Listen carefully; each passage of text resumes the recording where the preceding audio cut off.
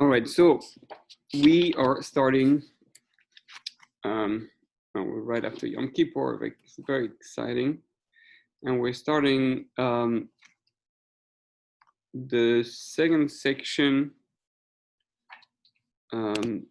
chapter 3 and first part. So second part, chapter 3, which has to do with Behashgacha Ha'ishit, which is it's translated here individual providence, but basically the Hashgacha of man. So like you said before, we spoke about general providence, but right now it's gonna get more focused on the providence. Let's remember that Hashgacha says the Svarim Kedoshim that it's the deepest thing to understand, is the hardest thing to understand. It's very, very deep. Basically most of the book of the Kabbalah try to explain how does it work, how does it function, so that when we live in this world, we can look at the world and see that it's part of a bigger process. Because if you're able to see that everything is part of a bigger process, then you're able to live with God, with it, and it's our challenge, that our free choice is based on that. How much believe things are happening for a reason and from God, that's the closer you will be from God. And let's remember that the Rambam says the more, if you do 3 steps towards God, meaning he will do 3 steps towards you, meaning that if you behave in a way that reflect your response to the world as a response to a process, then God realizes you're aware of him, and God is going to respond also is going to manifest himself even more to you. That's what we want, until we're clear that everything that happens in our life is a clear sign and everything can be read as a message. That's the highest level that one can achieve, like the Arizal, like the Baal Shem Tov. Every little thing, even a leaf falling from the tree, is something, if I had to observe that, meant that it was from Hashem, a message for me from Hashem. Okay, so let's start. He says like that. We have already discussed the fact that man's task is to exist and choose good in a world containing both good and evil. The individual concepts of good and evil are extremely numerous. However, since the good consists of every possible worthy quality, while its opposite includes every bad quality. So, it's going to elaborate. The elements of good and evil exist as opposites. So one of the big thing is, I think once the world was created, it was created with Bet, with Bereshit, with 2. Bet is number 2. The idea is that we live in a binary world. And when we ate from the Yetzer, it created the world it was again kind of a double split. There was already a split, but the split deepened. So that deepened so much that there was a confusion of the split. It's like you have men and women, they were one, but then it didn't work well, and therefore they both knew there was the male part and the female part, but then they need to separate themselves more. So it's the same thing. Good and evil were connected, so to speak, in the sense that it was clear that you can do good or bad, but then it got, like they say with the Yetzer, it got mixed up. There was confusion, Amalek, doubt, and now we have to learn to differentiate. It's not always clear what's the right action to do. We're influenced by different things, but it originated in the same root. As we know, everything is good. Even the sheker is built on good. That's an example For example, pride is a bad trait, while its opposite, humility, is a good one. Mercy is a good quality, while callousness or cruelty is its opposite. The trait of being happy and satisfied with what one has is a good one, while its opposite is bad. The same is true of all other traits. So even in the traits, there's its counterpart, and it has to have its counterpart because it originates to the same thing. So it goes like that. Every trait goes, you can choose, it's an energy. It's like a sphere, right? So the sphere from the right side and the sphere from the left side. The Baal Shem Tov says the goal is not to destroy. The goal is not to destroy one negative trait. The Baal Shem Tov, Nerizal, they say you have to redirect that energy. And we see today in the world it's a big problem by the Hasidim. But Baal Shem Tov was the first Hasid, the real Hasid, but they only got stuck, most of them, obviously there's always exception, but the majority got stuck with disconnecting from anything negative, so to speak, from the secular world, from anything dangerous, but then you don't learn to direct and deal with that energy. So instead of using, I'll use an example, they love, even the physical love, the intimacy to be used in a way that could be positive and loving and pleasurable towards their wife. It becomes something that it's a duty and you don't think about it, you just do it, and it's a mitzvah and lishma. And that's against what the Baal Shem Tov is saying, against Kabbalah. The whole thing is to learn to direct the energy in a positive way, not to disconnect completely. So you might look like a tzaddik, and on some level it is, the tzaddik is the ability to just do what you're supposed to do, but that's not the ideal. The ideal is to be a chassid. Chassids go beyond just what you have to do and learn to direct the energy. So it's a big problem. When we learn how to work with our own character traits, we have to be very aware of that, because sometimes we just want to cut it off, and cut it off might make things worse. You see the consequence of what's happening in the world today. If you isolate someone from an energy, from a pleasure that could be directed into two directions, but you could cut it off completely, you're not, it's going to destroy you. The same thing that they say for so many years, you're going to have the Hasidim say, oh, you have to fast, and Mekubalim, 100 fasts. The Tanya says, you do if you did this, if you got angry, if you say Alevatara, whatever it is, you have to have 52, 72 fasts, whatever it is, that the numbers, the crazy numbers. So you go one day after the day, and the Rabbi Nachman of Breslov today says, today, when he was alive, was saying that, no, really, if I knew the power of eating with kavana, I would never have fasted. We're not here to destroy the body, we're here to work with the body. We're not here to destroy the physical, we're here to work with the physical. We're not here to reject the goyim, we're here to work with the goyim. We're not here to go against this world. You're not here to go against your body. Your soul is here to transform your body. The Jew is here to transform the goyim. The spiritual is here to transform the physical. But if you cut it off, then you don't understand anything. Then why do you come here? Why did you put the soul in the body? You want to cut something? Okay, brit milah, a small cut. Not more than that. Then you direct the energy. So it's a big problem in our Judaism. People still don't get it.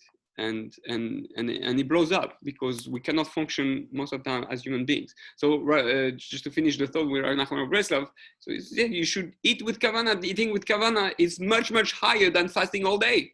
And now we have the proof. The Chazal says, Purim is like Yom Kippurim.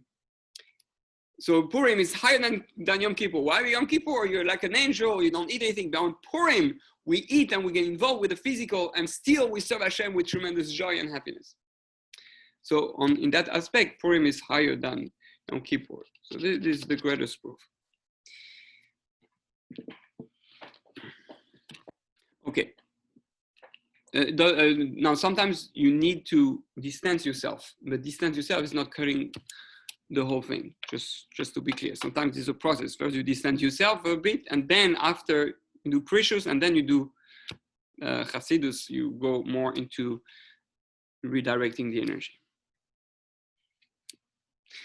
And let's remember, we're here to have pleasure. The Ramchal says we're created to have the highest possible pleasure. You cannot have the highest possible pleasure by cutting yourself completely from this world. We know Rabbi Yehuda Nasi, who used to eat like a king on his table. He had everything that king can want, things from all over the world. He was very rich and wealthy. And before he died, he says, I swear that even my pinky didn't enjoy any pleasure in this world. Because the whole idea is that you're allowed to have pleasure, but use it properly. It's not about not having any pleasure. Go eat. We have Shabbat. We eat. We Oneg Shabbos. But direct it in a way that is beautiful, that is productive, that is healthy, that is enjoyable, that you connect it to God. Then it's worth using the physical and all those pleasures for the right purpose. Plus, you have the Gemara that says that you will be accountable for all the things that you could have pleasure from, and you didn't take pleasure from it. So how can you do that if you disconnected from the physical world? No, you have to try all the kosher pleasure. You have to try them, but try them in a way, only in a way that is elevating, in a way that brings you closer to God, in a way that you feel more loved by God, in a way that brings you closer to people, in a way that makes you more spiritual and more happy and more satisfied with life and with God. Okay, it's just wanted to say that because it's so important, and we're so trapped in the Judaism that people hate or people that feel frustrated or in a prison. It's like, and people constantly say, I have to do that, I'm stuck, oh, I hate these holidays, oh, it's going to be 3-day Yom Tov. How sad, right? 3 Yom Tov meaning like 2 days on Shabbos. I mean, this year we have on Shabbos and Yom Tov, so it's going to be easier for people. I love it. The longer, give me it's 1 week Yom Tov. Shouldn't we all want that? It's not easy because it's we have to learn to appreciate that we're not missing out on life, we're not missing out on pleasure. But it's, the Judaism has to be renewed in a way. Don't worry, I'm not reformed. But the idea is, it says in the Navi, I forgot which one, or Zephaniah or Yeshayahu or Yirmiyahu, one of the three, I think. Maybe Micha, forgot which one. But it says there's going to be Torah Chadasha. There's going to be a new Torah coming out from Zion when Moshiach is going to come. What it means in new Torah? Meaning, obviously, there's nothing new under the sun, right? The idea is that we are going to be living life in a way that is truly meant to be lived, like in Gan Eden, like Adam HaRishon, to eat from all the trees of the garden, and the mitzvot will be naturally experienced. It'll be not the mitzvot with putting on tefillin and keeping Shabbat with the light. It will be beyond that. It'll still be the 630 mitzvot, but not in the way that we experience it. Anyway, hopefully it should happen soon. But to understand that the way we live now, we're not balanced. We wouldn't have so many complaints about Judaism if we live Judaism the right way. The fact that Jews complain about Judaism, it's too hard or it's too intense, obviously that means that we're not doing it properly, because it's impossible that God would have given us something that is not the greatest possible way of living. You don't experience it that way because we were not taught the right way. You didn't learn it the right way. You think the Rambam didn't enjoy davening, didn't enjoy doing mitzvot, or, he had to push himself to go to shul. Well, everybody has his Yetzer, but they loved it. They loved being from, so to speak. Today, people don't love being from. It's like a yoke. It's a hardship. Okay, there was already a bit of a tangent, but it's all connected, and it's very important to be aware of all that. Okay. The highest wisdom determines every possible quality that can be included within the limits of the nature that man must have in order to fulfill this ultimate purpose. God then brought into existence all these qualities, together with their causes, effects, and everything that surrounds and accompanies them, decreeing that they should be able to exist in man. So sometimes we feel, oh, I'm so bad. I'm such a bad person, or I do wrong things and I sin and all that. Hello, who did that? God. God put it into you. God made you go through it. God enabled you to sin, and sometimes God even pushes to sin. Just like we have the Gemara. I don't know if you're aware of that Gemara. There's a Gemara that says that why Adam Rishon sinned, and actually, it's connected to that same opinion somewhere else. But do you know why they did the Chet HaEgel? And do you know why David HaMelech sinned with Bathsheba on his level? It was a setup by God. That's what the Gemara says. What? The whole Chet HaEgel, the reason we're in Galus, all that whole crazy thing, 3,000 dead and Har Sinai, all that, Erev Rav, yeah, it was all set up by God. It's not even our fault. So why did we have it? So that you know that no matter how bad as a nation you sin, like at Har Sinai, or no matter how bad an individual sin, even David HaMelech, you can always do teshuvah. So we know sometimes we sin because of God. That God loves you. Doesn't care if you sin or not. You think it affects God really if you do a sin or not? Well, then you don't know who God is. You read Tomer Dvorah. God loves you beyond anything. It doesn't matter what you do at the end. But we have to learn to be good, meaning to produce good, to love, and to create, to be productive in our positivity and goodness. So we have to work on that. And we get focused so much on the sins that we get trapped and we forget about us being good. The true work. It's crazy. It's almost like we spend more time worrying about our sin than worrying about how much good I'm doing out there. The whole thing of Yonah on Yom Kippur was like God was saying, stop running away. Don't you care about my world? Don't you care about my world? Do you want to do something for my world? Stop running away from your responsibility. Your responsibility is to pray for the world, is to push the people to do tshuva, is to encourage, love them. That's what we have to focus on. Focusing on the good. Stop focusing on the bad. Like this is I think it's a Stipler. Yeah, I think it's a Stipler who said, if it's too hard for you to do sur mera versetov, go away from the bad and then you go do good, then you should focus on asetov first. And then you won't have time to be very busy with Sumera. You'll be away from evil anyway, because you're so busy with good. So we have to be busy all the day with good. And that's the whole thing between Yom Kippur and Sukkot, where everybody's busy. There's no time, not even time to think of sinning, because everybody's busy with the Sukkah and the Lulav and Israel. It's time of tremendous joy, and we go straight into the Sukkah as pure angels from Yom Kippur. So we have to be aware of that that's our responsibility, to really be productive positively and do good, and not focus on our negative, on our sin. We have to focus on working on our character traits, but not focusing on the sin. Stop focusing so much on your sin, then you waste so much time, you can be so much more productive. we spend so much time being sad or depressed or feeling bad about ourselves, and all that time you could have helped people and think about other people and whatever it is, being productive basically.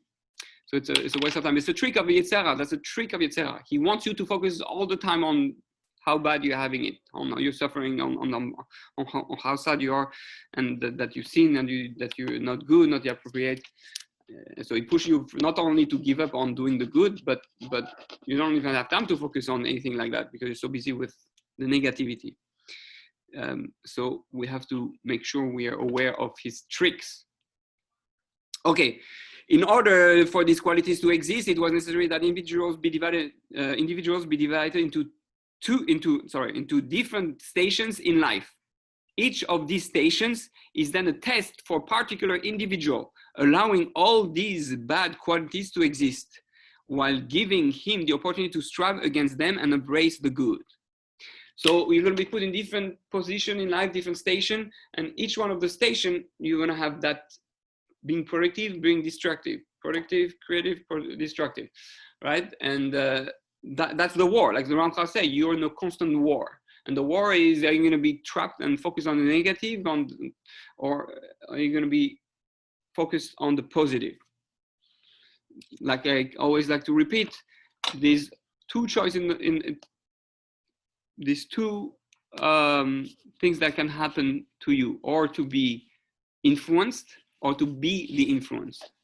So be the influence, don't be influenced, because you should allow yourself sometimes to be influenced when it's something positive, but in general, be the one who produces, be chesed, don't be too much gevura.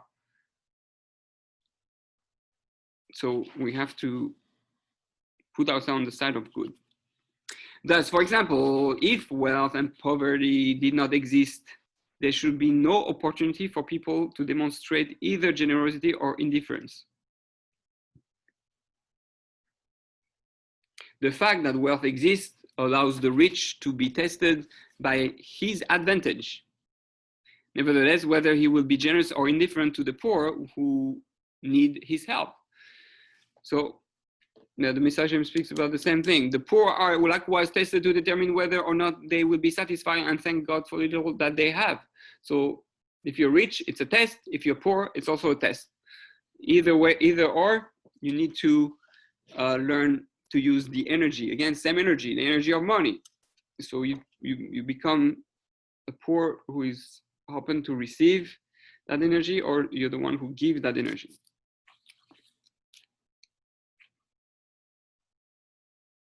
The rich man's wealth is a challenge in another way as well.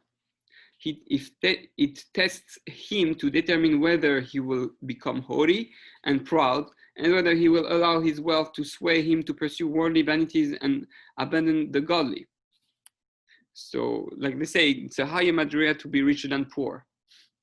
Poor, you always think of God. I don't have nothing else. God, you pray to God for money and for help. So when you're poor, it's easy in a way to be close to God, because it's not easy to live as a poor, and you rely constantly on something higher than you. So we think all the time of Hashem. But if you're rich, you forget about God. I don't need God. Like, I got all the money in the world. I don't need to ask Him for anything actually, because I have everything I need. And you know, I work really hard. So God, I use my own muscles, my own brain, right? And that's the challenge of the rich, that is going to start to think that he's completely independent of God, and he's going to lose God, put God completely out of the picture, when everything that he has comes from God. On the other hand, it also gives him the opportunity to be humble and modest despite his riches. Yeah, you can be rich and then not show your richness. It's anyway not good for Ein Hara. Don't show how rich you are. The more you show, the more this Ein Hara. Be humble, have a modest car, modest dress, modest everything. But you give a lot with, and don't show your name too much. And to reject worldly vanities in favor of Torah and devotion to God.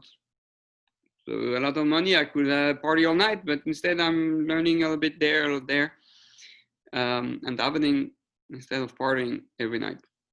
There are many similar examples.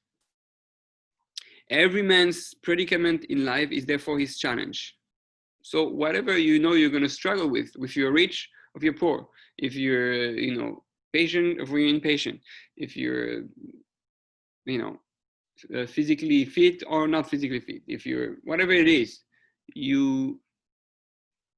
every area, whether you're good at it or bad at it, or meaning whether you have on the side that gives, on the side that receives, either or, whether you're a boss or you're an employee, right? No matter where you're at, you will, it's a test.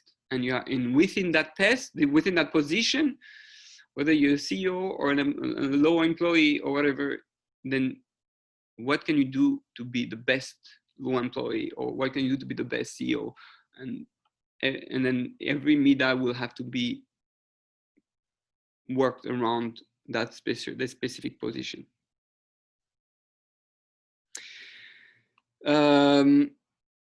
So every man's predicament in life is therefore his challenge. The highest wisdom divided these challenges among the human race in a manner decreed, fitting, and proper to fulfill its profound plan. All that is part of the big picture. We see only our little narrow picture.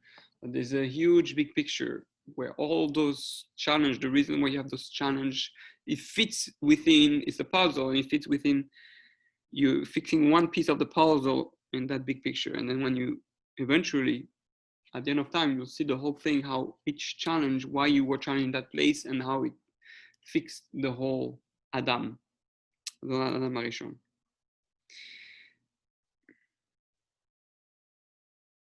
Thus, every individual has his own challenge in the battle, in the battle with his evil urge. This is his assignment and responsibility in this world, and within its framework, he must strive for success. His deeds are then judged by God's attribute of justice with true precision, depending on the particular responsibility that was given to him. I mean, that's what we discuss on Yom Kippur. That's what we try to do, or promotional to Yom Kippur, where we take responsibility, we realize, I could have been more successful and I fell in that area, all that. And we understand that every year the world is all rearranged for us to be able to feel responsible again, and to take ownership for, and to have a plan on how to fix the world and how to become productive with what we have. This situation can be compared to a government where the king's many servants must obey his orders. All of them together must fulfill the task of running his government. And the king therefore gives each one a particular assignment so that between them all, everything necessary is accomplished. Each of these servants then has the obligation to complete his particular assignment. He is then rewarded by the king according to how he functions in his particular area of responsibility. So let's say you're working with kids, or you're working with couples, or we're working with special needs. Everybody has his talent. That's your piece. You're dealing with this Yetzer, okay? That's your job. You're dealing with this Yetzer, you're dealing with this population, you're dealing wherever you're at, whatever you put, that's where you were meant to be, and you need to embrace it and work with it. We have to reconnect to our mission in life.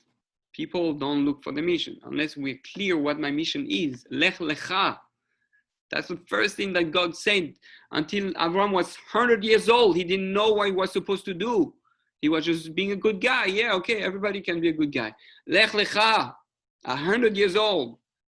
Find your mission. What you're here for. What's your unique thing? Just chesed? No, it can't be just chesed. You're here to build a nation. You're here to bring the world close to God. You're going to be the father of the people. Lech lecha. Don't wait till you're 100 years old. 100 years old is already hard to think in our generation. So even 70, it's already, we start like losing neurons. And so find what's your mission. So you know what your mission, Lech Lecha, then you have to abandon all the preconception, right? Lech Lecha mi'artzecha mi'icha, place of your birth, your city, your country. You have to leave everything that people told you about yourself. Can you find yourself, for God? Not what the country told you, what the people told you, your city, your social pressure, what not your parents even told you. That's why he had to leave his parents, even though he was like crazy. His father was like very old, and he abandoned his father. Torah says it didn't even say it directly because it was so shameful for Abraham, mitzvah kivul avim, but it was necessary. It was his mission. You need to abandon your parents' dreams about who you should be if you want to find your mission. So what's your mission? Find yourself, find your greatness. What it is that you are to do within the Jewish people. Yonah, stop running away. What's your mission? Save the city of Nineveh. Oh, they're all going. It doesn't matter. They're my creation. You're here to save the world. So each one has to not run away from his mission and really embrace it. Find it, discover yourself, go on a personal journey and do what you have to do. Otherwise, they're going to ask you in heaven, did you do what you were supposed to do? So it's better that you know. Each of these servants then has the obligation to complete his particular assignment. He is then rewarded by the king according to how they function in his particular area of responsibility. So if you know you're strong in one area, that means you have more responsibility in that area. If you have the ability to affect a lot of people, that means that's your responsibility. If it's just your family, then it's just your family. Quantity doesn't matter in Judaism, or quality. The manner in which this is accomplished with regard to the entire human race is beyond our intellect's ability to grasp, and we can never understand it fully. The highest wisdom, however, determines and arranges these things in the best possible manner, meaning that it's such a puzzle how everything is combined and all that. It's beyond us. We cannot grasp it. That we'll see the whole big picture. This is the best way to be happy in life, to understand that there's a big picture, that you don't see the big picture, but in the big picture, everything is beautiful. It's always sunny above the cloud. You just need to stick your head up, even though you see that it's cloudy on top of you. You know, you know that behind it is sunny. So be happy, be sunny. You know, you don't see. That's the big picture. The big picture is that everything is great, everything is awesome. But I see suffering, I see pain. Okay, it doesn't mean you have to ignore it, but it doesn't mean it has to crush you. It means you can survive. You can survive the Holocaust. You can survive and have the strength to rebuild, because you know there's a process, you know there's a birth, there's 9 months, and then there's bleeding, and then there's birth, and then there's... So the good is going to come out eventually, but it's a long road. It's a long process. As discussed earlier, everything in the physical world is derived and transmitted from one concept to another, level by level, from its essence on the spiritual plane to the physical universe. The details of each individual's challenge also have their primary roots in the spiritual world, for by virtue of spiritual forces, each individual is given a different blend of elements of perfection and deficiency, as discussed earlier. How it comes about that particular challenges are meted out to particular individuals depends on the spiritual roots of each person. Everybody has its own unique source of spiritual goodness coming to him.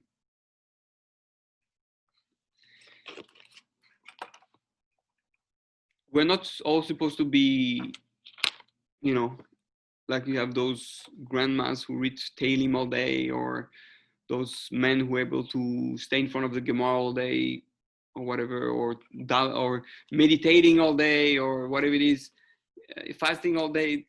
I mean, those it's great for those who are there, but not everybody. We all have a different spiritual roots, so we're not supposed to be all on the same. You know, we cannot all eat 5 hamburger. So I'll have a bigger stomach, have a smaller. With some same thing on the physical level. Some people can do 100 push-ups, some cannot do even 1. Okay, doesn't matter. But find within the root that you have, within the power that you have, the amount of energy you have, then do your best. That's all. Like we say, it's not quantity, because quantity is based already on your root energy, spiritual soul. So you do whatever you are supposed to do within your category. This distribution of challenges takes into account the true nature of all parties and circumstances. Everything is fair and is decided by the highest wisdom, whose decrees are most fitting and proper. According to the principle that we discussed earlier, all this should be clear.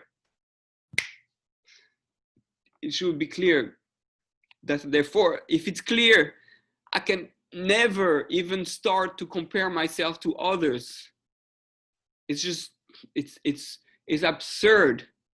Oh, he's like that. Oh, he's so spiritual. Oh, he's so rich. Oh, he's so beautiful. Oh, he's so this, so skinny, so that. It doesn't work like that. He was designed for that specific mission, life, and challenges. You are not. You're designed for this specific life. You try to be like him. It's absurd. Like, it just doesn't make sense. If you're born as a man, you're meant to be a man. If you're born as a woman, you're meant to be a woman. Oh, you don't feel male, you don't feel female. So, okay, but you still have a male or female body. Deal with it. We're all male and female. Learn how to embrace the beauty of the feminine power. Learn to embrace about the beauty of the masculine power. And find why that challenge in this area. Everybody has to embrace this challenge and see that it's for him only. He's not meant to be another. If you're born with those things, with those challenges, with this Yetzer, with this pain, with this, then that's what you have to work on. And it's for you only.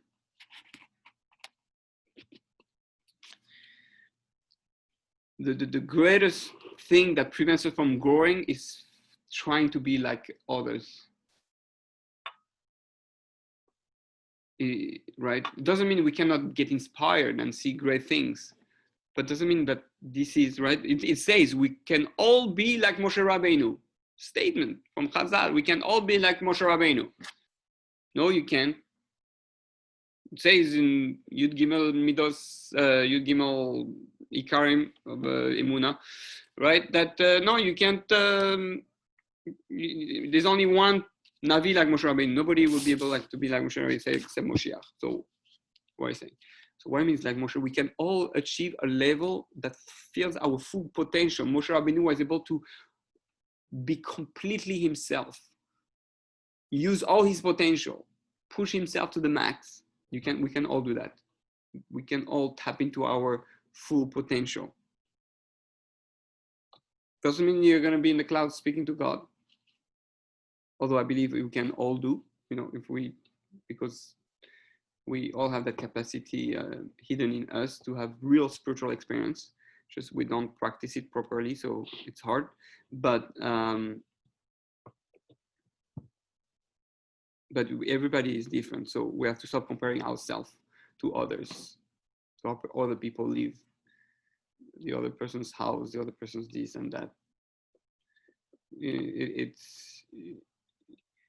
You should be as happy, let's say you have one child or you have 10 children. You should be as happy if you have one child or 10 children. Because that person, its mission was to have 10 children. Your mission is to have one child. Lubavitcher Rebbe and his wife, they didn't have no children, but they helped thousands of people have children. Do you think he was sad? And his wife? I don't know, but they looked like they were the happiest couple on earth. And we never heard them complain once because they understood that was the mission. So doesn't mean it's easy to enter into our mission. It's not easy, but it's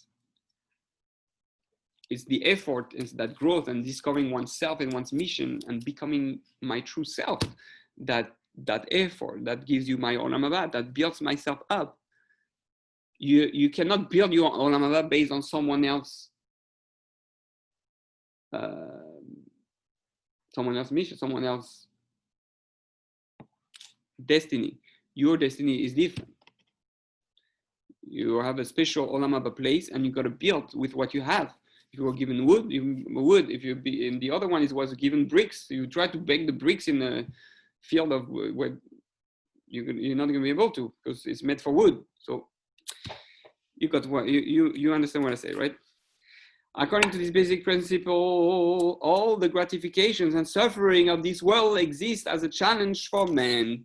The nature of each particular challenge is what the highest wisdom determines to be best for each particular individual. Okay, so we're gonna stop here for today. I think it was very powerful. Anyway, yeah, does anyone have any questions? If yes, unmute yourself.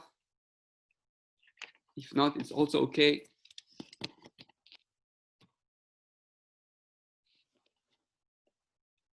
I guess it was crystal clear.